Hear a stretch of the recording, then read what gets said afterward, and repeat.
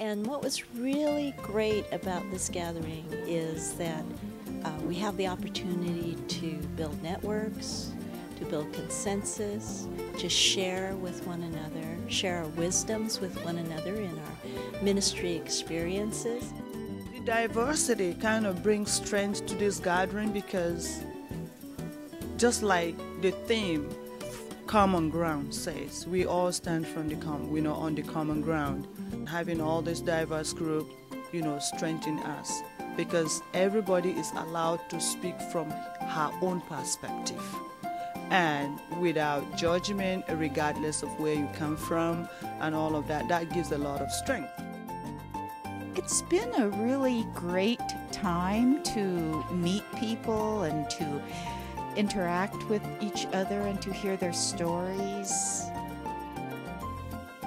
You see, I can't help but notice that your faith, your passion, and your words show intense living. Your eyes are filled with strength and courage still, as each day you continue fighting a fight that should not have to be fought, teaching lessons that should not have to be taught, and speaking truth that should not have to be spoken. You continue breaking silences with each breath, and not only do you rock the boat, you create the waves. You swim through the waters, and then you fight again to get back on the boat that you will again have to begin to rock. I know up close and personal what it means to be stripped of your dignity among a people different from your own, and nobody covers you.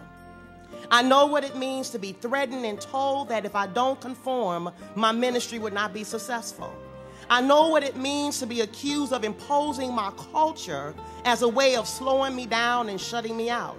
But I also know up close and personal the powerful work of God at work in radical and transforming ways.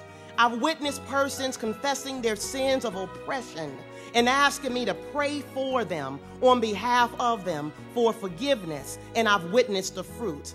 I witnessed the congregation having the courage to engage the gospel and have seen it literally transform the lives of people. I've witnessed places where I left, where other persons of color have followed me. Yes, God is doing a new thing, and I am thankful to be a part of it.